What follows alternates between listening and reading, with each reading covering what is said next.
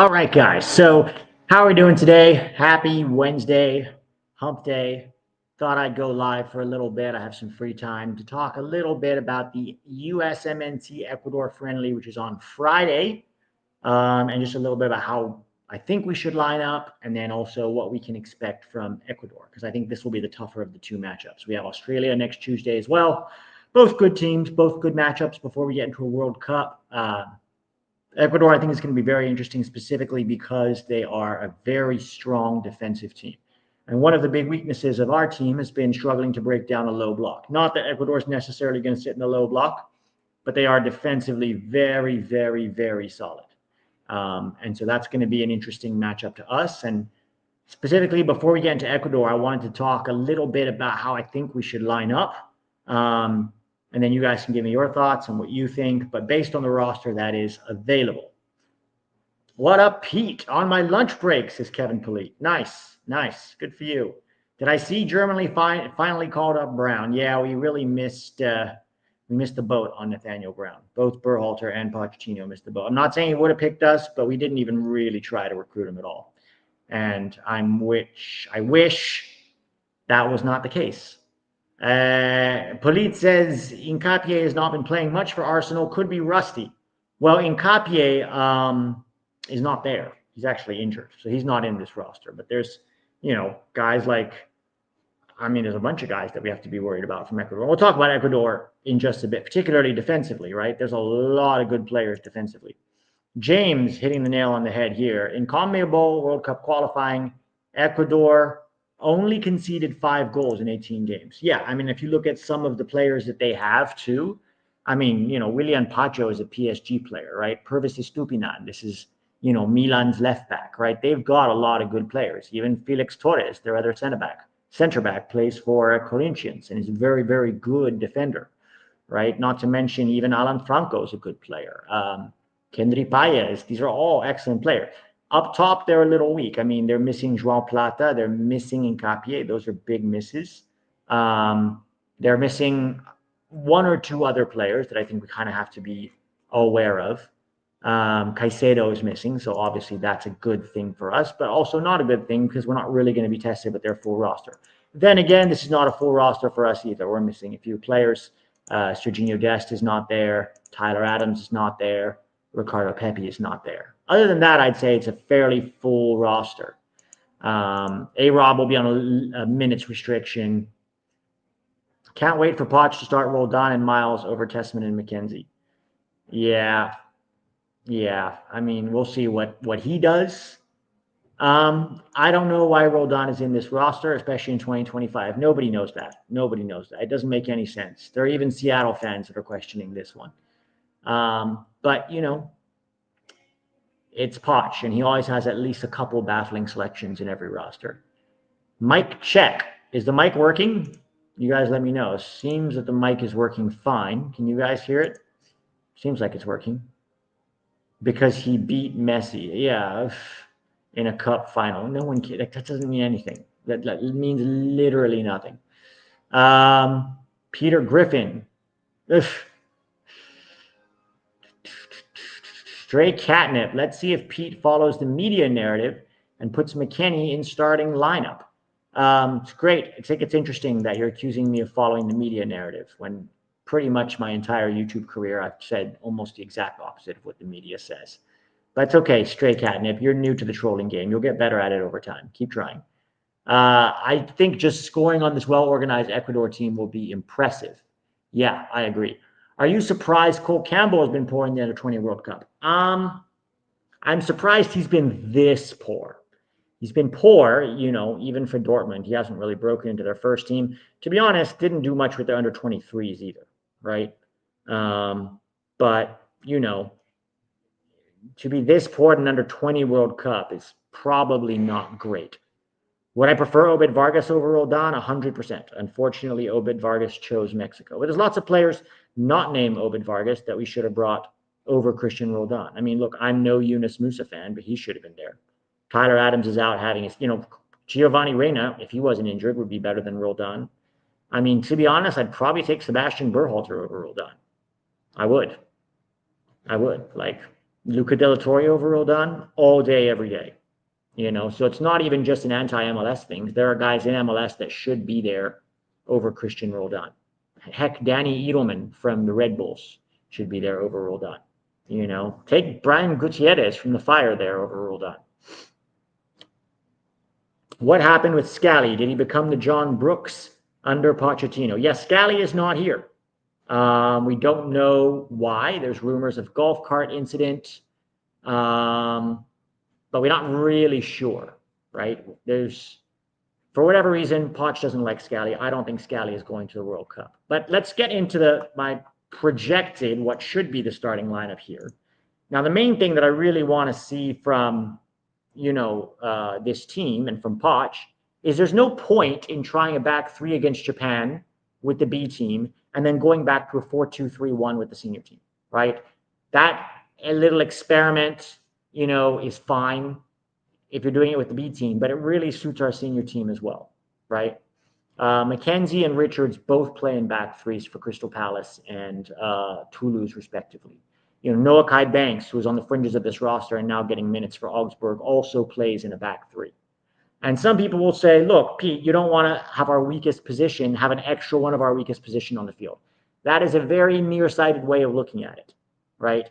Because our team is so poor, our back line is so poor, it's better to have three center backs on the field, right? You just have a better cover balance for each other, It also allows our wing backs, whether that's A-Rob or Dest, or in this case, Weah, to play higher up the field and to play more as wing backs, which is what they are, right? Now, in this case, we don't have Tyler Adams, so I would go with a double pivot of Weston, McKennie, and Tanner Tessman. Just don't want Roldan anywhere near there. You could make an argument for Aiden Morris, but because this Ecuador team is so defensive, I would want a bit more of an attacking 8 in Weston McKennie. Do you still prefer Ream? I just don't see it. We should be trying both McKenzie and CCV. Look, you could try CCV on the right. Ream has been fine for the national team, right? And it's like, I don't know that CCV is necessarily better than Ream right now. I wouldn't hate it if we tried CCV, but I'm not going to die on that hill. Ream is there and he's the captain. So Ream is going to be there. That's another reason why I think we need 3 center backs, right? You need guys that can cover, because Ream's good on the ball and he's a very experienced player, but he does lack speed, particularly if we're caught in transition, and that could be an issue, right? Ultimately, I think the back 3 during the World Cup would probably look more like Ream, Richards, Banks, or McKenzie, Richard, Banks, although Pacho is going to start Ream. He's like locked in. He's like right up there with Diego Luna in terms of the roster. He's going to be there. We could see Sands as a center back as well, see what he looks like. But more than anything, Ream, Richards, and McKenzie, I think, are probably the lineup that we're going to see. I was at the Panama Copa game and I'm scarred from CCV and Horvath. I mean, I'm scarred from the entire Berhalter era. So, it's sad. Roldan is apparently the LeBron of being a locker room guy, LOL. Yeah, so make him an assistant coach. Don't waste a roster spot on a shit player. I'm sorry, it's true. There's a reason this guy spent his entire career in MLS, because that's his level. And then obviously you have, here's a 3-4-2-1. Now this could be in a 3-5-2, all right? Wingers are kind of playing a little more narrow in this situation. But more than anything, I want to see Pulisic and Tillman given the freedom to roam, right? And Balogun too. Really, that front 3 has a lot of freedom. They can come central, they can drift wide. Balogun will drift wide at times. And in this formation, specifically because they are so defensive, this Ecuador team, we're going to have to rotate positions a lot on the field. That's the way you drag, defenders out of position and open up space for yourself, right? And McKennie needs to get up there as well in the half spaces and try to find little through balls and try to find opportunities to combine. Let A-Rob and Weah stay wide, but high up the field. We have enough cover. We have a back 3. We have Tanner Tessman, who can also stay a little bit deep and help protect that back line. And as far as the goalkeepers go, Matt Freese should start every game until the World Cup, until he proves that he is not our number 1. Because Freese is very likely going to be our number 1 at the World Cup. He has the edge on Turner. He's been playing fairly solid overall. But the dude doesn't have enough high-level experience, right? Or even decent-level experience. He plays his club soccer in MLS. And so I think every opportunity that we can give Freese to play international teams is good for him. Start him in both these games. If he plays well, start him again in November. Start him again in January if you have to. I mean, even if it's Costa Rica's B team or whatever we sort out there. And then in March, and then going into the World Cup, at least this guy will have 10, 15 caps against decent players, right? That's what we're hoping for from Matt Freese. And then as far as substitutes go with this lineup, you have guys that can come in, right? A-Rob's on a minutes restriction, so I imagine he probably won't play more than 45 minutes. Then that means you're going to get everyone's favorite, Barston. He will probably play significant minutes once again in this camp. In those Pulisic Tillman roles, you have Luna and Zendejas who can play in those roles, right? Balogun, you obviously have Haji, right? I don't want to see Patrick Aguimang anywhere near this team, but it's Poch, so be ready. Be ready for a lot of minutes for Aguimang. And then I guess in midfield, you could give Aiden Morris a shot. Maybe you could give James Sands a shot. We really didn't bring a lot of, good quality midfielders, which partially because Adams is not there, partially because Johnny is injured, and partially because Gio is injured, right? So that's 3 quality midfielders missing. And frankly, Musa should be here over Roldan. Musa has not been great for Milan or Atalanta, right? But also, Roldan would not step on the field for any of those teams. There's a reason he's in MLS and Musa is not. So yeah, let's see what happens. Matt Freese is on the USSF board as a player consultant, by the way. Just noticing. That's weird. Can you send me a link to that, Jasper? That's a little odd. Richards is great at RCB. Yeah, but he plays RCB for Palace where he's got Gehi next to him. He's our best center back. You have to put him in the middle. If you put Mark McKenzie in the middle, that's not great. Better for your weaker center backs to be a little bit on the outside where there's cover for them. So I would keep Richards central. But obviously, down the line, Banks should really be the one that we should be looking at to take this spot. And if McKenzie plays well over the next few months, and then you lock him in, and maybe Banks can be a backup to one of these 3. Or if Banks continues to develop over the course of the year, maybe by the time the World Cup comes, and Banks is in that starting lineup. And there's also CCV. Never been super high on CCV, but it is what it is. He probably deserves a shot over Miles. So this is my starting lineup, and then the substitutions that I would be looking at. Maybe you could give Freeman some minutes after way out. We didn't bring Scally. God only knows why. Even though Scally also plays now, especially in the as a wingback, right? He now plays as a wingback for Gladbach. So not quite sure what we're doing here. But it's Poch. And, Catnip over there may be right. Roldan may start. He was in the press conference the other day. He may start. He started against Japan. They may start him again, so you'll get treated to his 40th cap of being mostly useless. But don't worry, the eyes and vibes are popping. All right. Let's pull that down, and let's look a little bit at Ecuador. Now, this is a very interesting article. It's written by Brendan Joseph over at starsandstripesfc.com, and he did a really good job with this article of scouting Ecuador and kind of gives us an idea of what we can expect. I'm not going to read the whole thing because it's long and it's very involved, but I'll read portions of it for you here. You have, with an 8-2-8 record, La Tri picked up impressive victories over Uruguay, Colombia, and Argentina. That was talking about CONMEBOL qualifying. So that's something to keep an eye on with them. Their manager, Sebastian Beccacheche, someone tell me how to pronounce that, was appointed to the manager position in August of last year, replacing Felix Sanchez Bas after the Copa America and signing a contract until 2030. That's a long contract. The 44-year-old Argentine gained significant experience working as an assistant under Jorge Sampaoli before taking the reins at Universidad de Chile, Defensa y Justicia, Independiente, Racing Club, and most recently Elche, building a reputation for his tactical ability and innovative approach. In addition to establishing a clear identity, he has earned praise for enabling the players to be more comfortable and freer to showcase their games. I would say that he actually is somebody who is a lot more of a defensive coach than this article is trying to make him seem, but not low block defensive coach, right? Not low block defensive coach. So this is a little bit about the roster that came out, and you can kind of see from this roster. I hope this is big enough. Is this big enough for you guys? Let me make it slightly bigger here. Make it slightly bigger. All right, hopefully that's better. Okay. A lot of players that ply their trade over in, South America, some in better leagues than others. Galindez is going to be their goalkeeper. Preciado plays for Sparta Prague. Obviously, you guys must know Pervis Estupinan from Milan. Felix Torres, that's the Corinthians defender I was talking about. Pacho from Paris Saint-Germain, that's a Champions League winner right there. Christian Ramirez from Lokomotiv Moscow. Javier Arriaga, Barcelona.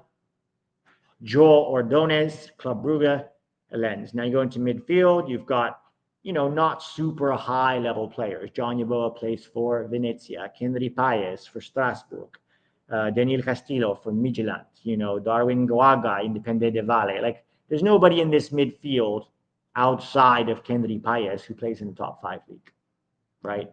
So that's maybe not their strongest midfield. Obviously, Caicedo being there would, change everything.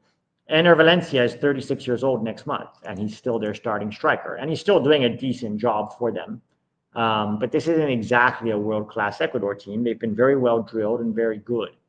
And then obviously Leo Campagna, those of you who are MLS fans probably recognize him.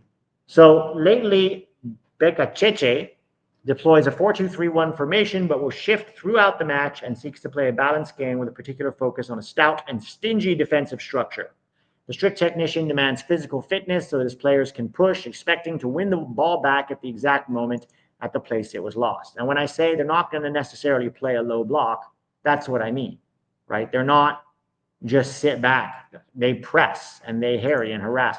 I think the closest thing that I would probably describe Ecuador is the way the U.S. under-20s have played in this tournament. As soon as they lose the ball, they're very good about harrying and harassing and trying to win it back. He also endeavors to control proceedings with a heavy possession game and working out of the back, instilled from his detail-oriented and meticulous approach that is countered by his mother's heart and close relationship to his charges. So this is the expected starting lineup. Galindez in goal, Willian, Pacho, and Felix Torres as the center backs, with Estupinan at left back and Joel Ordonez at right back. John Yeboah, Alan Franco, some of you guys know Alan Franco, and Pedro Vite in midfield, Kendry Paez on the right, Alan Minda on the left, and Enner Valencia up top. Joao Plata is also injured, by the way. The veteran Galindez, so talking about the goalkeeper here, was forced to adapt his game under the new manager, asked to operate as another center back by playing outside of the area, never throwing the ball up, and prioritizing the attack with wide wingers. The 38-year-old Huracan goalkeeper is a shot stopper by trade and utilizes any available body part in order to keep the ball out of the net, with a habit of pushing away attempts instead of making catches. Standing at 6 feet 2 inches tall, he is quick to get to the ground and constantly adjusts his positioning when searching for the correct angle or beating the opponent to opportunities. All right. The defensive dynamo. So that's Willian Pacho. If you guys watch PSG, you should know Pacho. Mostly a starter. He started most games for them this season. Enjoyed a historic first season with PSG, starting every match during the Champions League and becoming the only Ecuadorian to win the competition. He boasts intelligence and aerial dominance, displaying the ability to play out of the back and lines with precise passing while also carrying the ball, and is excellent at making recoveries in the attacking half. Felix Torres is the other center back who plays for Corinthians, a very tough center back to play against. Javier Arriaga is yet to feature under Bachache. That's not Barcelona FC, by the way. That's not Barcelona FC. It's Barcelona SC, okay? AC Milan's Pervis Estupinan will chase down opponents for as long as necessary until regaining possession. His stellar long-distance distribution and terrorizes opponents in the final third. If you've been watching Pulisic, you've been watching Estupinan. He has an endless motor and inserts himself into any and all situations, whether sliding in for a tackle or taking on a creative role in the final third that sees him whirling and waiting for the right pass. Emerging talent Joel Ordonez stepped into a starting role last November with the versatility to deploy in multiple roles, using his imposing 6 feet 2 inches frame to overwhelm smaller wingers, right? So this is a guy who plays for Club Brugge at 21. He's actually been playing quite well in the Champions League. Alan Franco of Atletico Mineiro slots into multiple positions and does his best work when linking up with teammates, forming connections all over the formation and crafting quick combinations in order to break out of the deeper areas. Described as cement due to his ability to close up holes, observers praise his physical nature, ball protection, and good legs that enable him to go strong into challenges and never give an inch. So a lot like our boy Tyler Adams. Pedro Vite has seen his fortunes rise under the new manager, going from the outskirts to a regular inclusion in the starting lineup, thriving with the freedom of a floating role. John Yeboah is capable of deploying as the 10, the winger, and as a striker, but contributed a paltry 1 goal and 2 assists in his debut Serie A season with Valencia. The former Germany youth international makes aggressive runs and manages to absorb contact while slaloming through the crowd, finding the necessary yard of space for a quick shot or slip pass. So it's basically a little about who's going to be there. Alan Minda is a dynamic winger who loves to run behind the back line and break into space or dribble at an opposing fullback and help break through the defense with his technical ability. Whether on his natural right side or inverted, the 22-year-old Cercle Brugge attacker is a fierce progressor into the final third and cuts inside before attempting to pick out the lower corner of the net. Kendry Paez is the program's bright young star who joined Chelsea last summer after initially signing in June of 2023, earning rave reviews for his quality on the ball and play-making instincts. Urban Pitch notes his combination of creativity, vision, and maturity far beyond his years is on display when controlling the tempo of the match with tight turns and audacious machinations. So he will probably play a lot more centrally than out wide. And then their talisman, obviously, Enner Valencia. If you've been watching football for a while, this guy's been around since, feels like forever. The talismanic Enner Valencia is only a few seasons removed from his explosive 33-goal campaign with Fenerbahce and continues to be the top dog for his country with 6 finishes during qualifying. The 35-year-old Pachuca strikers is going to be 36 next month. I'm curious that they're going to go into a World Cup with him as their striker at 36 years old, their starter, and probably, best attacker between him and Paez. Is Ecuador's all-time leading scorer with a physical running style, controlled dribbling, and a knack for finding the ball in opportune areas of the box. He is the human incarnate of total war. By forcing the game to opponents, making darting runs in the channels or into space on the counter, drilling powerful shots, and constantly winning aerial battles. So that's basically what we're going to be looking at. For anybody who's wondering, the match is scheduled for Friday, October 10th at 8:30 p.m. Eastern, 5:30 p.m. Pacific. So obviously, Tack and I will cover this game as we do all the others. Viewing options include TNT, True TV, Max, Universo, Peacock, and Fubo TV. So that's a little bit about Ecuador and a little bit about what I expect, guys. Give me your thoughts in the comments below, what you think, how we're going to look. I'd say there's a very good chance Arfson starts this game. I'd say there's a very good chance, because A-Rob is on a minutes restriction, he might just play like the last 30 of one game and maybe the last 45 of another game. Plus, we know Poch loves himself some Arfson. And then I would not be surprised to see Roldan start over Tanner Tessman. This would be a very Pochettino thing to do, Thoughts on the US U20 game tomorrow? Spencer, we'll play Italy. They're going to be a tough opponent. I haven't scouted Italy all of that much. We're going to hope we get past them, because if we don't get past Italy, that'll be the first time since 2013 that we didn't make it to the quarterfinal of an under-20 World Cup. So here we are. Let's see what we look like tomorrow. Hopefully they can, even though they're not filled with a lot of individual talent, I'm hoping that, they're sort of playing greater than the sum of their parts, and the really aggressive pressing and harassment style that Mitrovic has instilled into that team will make us look better than we did against South Africa. Okay. All right, guys. Well, that's it from me. Just thought I'd give some thoughts on the Ecuador game, how I think we'll line up. But we'll see. We'll see what happens. Poch has his own style. Poch is going to do whatever he wants, and we'll get yet another look. I'm very curious if he's actually going to play a back 3 tomorrow, because he may not at all. He may not at all. So we're just going to have to wait and see. All right, guys. Have a great rest of your Wednesday / rest of your week. I will talk to you all soon. Oh, hit the like button before you leave.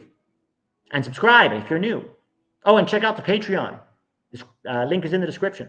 Thanks, guys.